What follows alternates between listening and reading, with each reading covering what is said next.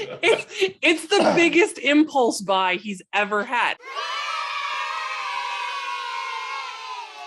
And that impulse buy was the Hyundai Ioniq 5 2022 SE Edition all-wheel drive, which starts at about $47,500. It's good for about 256 miles of range, over 300 horsepower, and is just an all-around beautiful car, as you can see here. Jarrad and Adette bought it. They're going to tell us the details from someone who actually drives this car every day. The first thing we wanted to know is, what is it that surprised you about the Ioniq 5? Here's what they had to say. The space. Holy moly, this is huge. At one point in time, he wanted to buy a Honda Fit, and I'm like... One of the coolest things about the Ioniq 5 was something that Jarrad shared with us. You know, when we talk about space, the front seat, the driver and the passenger, you can push your seat back as far as you want. You're going to be comfortable. But as a person who frequently as an adult has to sit in a back seat of a car, how's the back seat? Well, Jarrad was kind enough to show us some really cool features of the back seat of the Hyundai Ioniq. Driver's seat set for me. As a driver, I'm about 6 feet tall.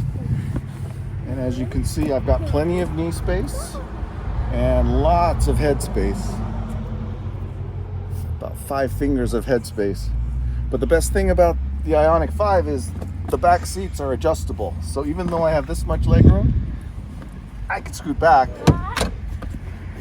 Also, I wanted you to know that not only does the seat go forward and back seat passengers can recline. And we've got a little bit more on the backseat space, but stay tuned to the very end for that. But let's move on to some other stuff. Everybody wants to know when you're shopping for an EV, does it have a frunk?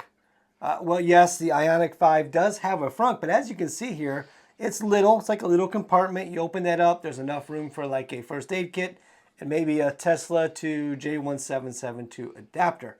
So that's the frunk. What about the hatch? The rear hatch has a very steep angle. So as you're putting stuff in and you get closer to the rear bumper, you only have like a foot versus closer to the back seat, you can go all the way to the roof. But that rake of the glass was steeper than it looked. Growing up, all of my life, I had to sit in the middle seat most of the time as a kid, and there's always that hump in the center of the ICE cars that you drive. The drive train or whatever goes all down the length of the car, and you have this thing you have to work around, this mold. But that's not true with the Ioniq 5. Here's what Jarrad and Adette found out. The completely flat floor. You read about it and you see people talk about it, but until you're in the front and back seat, and we have small dogs that are in carriers, and it's not tilting up on the hump. It's fantastic. Our dog could sit in the front with us. That's what I mean by the space. It's just like you get more usable space to a certain extent. It seems like with the EVs, everybody's trying to reinvent the door handle. Remember the old days? You put your hand under it, you pulled it up, and then in the winter it would break and you have to replace it. No, what I remember is the old days where the handle would break and you would have to take it apart and you'd have this metal loop mechanism that was the bare bones bottom of it. That's what I remember about door handles. Yeah, like a permanent coat hanger twisted around the latch. Yes, I remember We've that. had those days. Well, here's how the Ioniq 5 opens up. Pretty simple here. You just touch a button. And hey, there's my lever. It's like a secret door handle. Yeah. I love it. And one thing that always impresses me is on the different EVs, everybody has their own little graphic on the boot up. They all have their funny little... Welcome to your driving experience. Yeah, so here's the Ioniq 5's boot up screen. Pretty cool.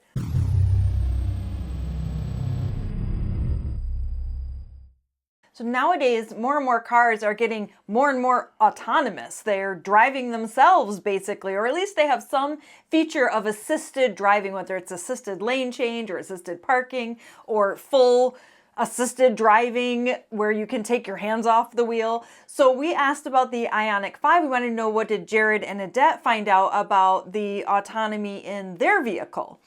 Yeah, pretty impressive. Here we go. The HDA, the Highway Driving Assist. I didn't do the research, so I didn't know about that feature. I just knew it had adaptive cruise.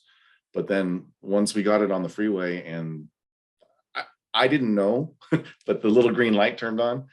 I found that out later when I read the manual. But when HDA kicks in, it just knows where it's going, keeps a buffer behind the car in front of you, but it does the turns.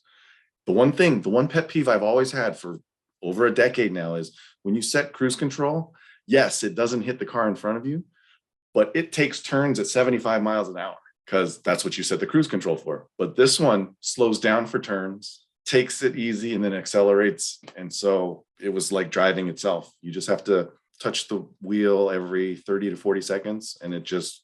But it has to be on a mapped road. So we live by one that I drive a lot to go to our parents, and it's mapped, and we'll do the HDA for about 5 miles. Do I use it? Yes, I do. Because there's usually traffic, and like the big interstates, but it might not have it on a 2-lane. There's a portion that's, I think it's a state highway, but it's not mapped.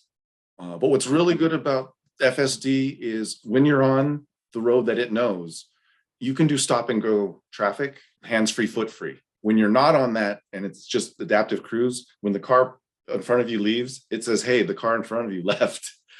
But on the freeway with HDA, it does stop and go. It does the braking, the accelerating, and you just sit there, and it's the best. One thing I really want to know, and maybe this is one thing that you really want to know in your EV shopping, what does it handle like? You know, they all have a little different feel to them. I know like our Nissan Leaf really feels low to the ground, really feels comfortable going into corners. Not that we're speeding or anything. No, it's just zippy. It has feels quick sporty. pickup, and it feels like you're driving a zippy little fun car. But then like Mom's BMW i3, I'm a little more careful in the corners because it rides a little higher on the big 19.5-inch wheels. And so what's it like with the Ioniq 5? Well, let's see what Jarrad had to say. Straight line performance is beyond expectations, but it is, because it's such a comfortable ride, it has body roll, it floats. It's not a performance vehicle. It's not going to win a slalom course. On paper, the Hyundai Ioniq 5 has an outstanding charging speed. This is a big factor for many people when they're making their decision about an EV to buy. How long am I going to have to be at a charger if I have to charge it away from home? So we asked Jarrad and Adette, does it live up to the specs? Is it fast to charge? We want to know real life what it's like. We get 30 minutes of charging with the Hyundai EA promotion. We have never gone over 30 minutes. All of our charging sessions have been under 30.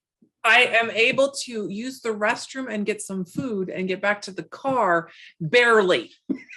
Talking about the real world range of the car, at about 190 miles, we have about 15 to 20% left. If we went from 20 to 80, that'll take about 18 minutes. That's impressive speed for charging. You see they're getting like 220 plus kilowatts an hour. Mm-hmm. The Nissan Leaf at its very best at a fast charger is good for 50 kilowatts. So that's 4 times plus our charging speed. Yeah. So that's impressive. But again, on paper is one thing, but as he said, they don't spend more than a half an hour in a charger ever, which is really impressive. So yes, the Ioniq 5 lives up to that charging speed claim. So then we asked Jarrad and Adette, having bought the Ioniq 5, what should people know? If they're thinking about making this purchase, what advice would you give them now that you have it in your driveway? What should they know? So here's what they had to tell us. Get it if you can find one. 2 thumbs up from us. The step from SE to SEL is worth it. The amount of things that you get for that step up, I think it's still under about 3,000. It's like 2,800 to go up that one trim. You go from cloth to leather. The rear is white pixels all the way across versus just the plastic rectangle in the middle for the SE. The SE does not have rear seat vents for AC or heater. So there you go. Spring for the extra couple bucks. Get the SEL version and you will be happy with the extra happier. You're already going to be they're happy with their Ioniq 5. Right, yeah. We got more to come, but we're going to take just a second to say thank you to Bob Newchow for the coffee. We certainly appreciate that. It helps us a lot when we make these videos. And you too, Rick. Yes. Rutledge, thank you for the coffee. And Faith. And Faith, yeah, I'm sure. We're pretty sure you're behind that too. And as always, those who have chosen to become members of the channel who actually pay $5 a month for what most people get for free, and they do get a little bit extra. Get some bonus footage, get some bonus footage, behind the scenes, extras, bloopers, that kind of thing. Yeah. We cannot thank you enough. You're the ones that keep the wheels churning on the Positively Charged EV channel, Driving Yes. Lightning. Thank you Thank so you. much. So lastly, here's a little bonus footage of the back seat space. How practical is it for a family? It's time to find out. I have the seat set to my driving position at 6 feet tall, and I got an adult in the back seat. As you can see, plenty of headspace, and look how much leg space. This car is cavernous. And a boat too. Yeah, hi Bo. How tall are you? 6'4"? 6'4". Look how big the car is.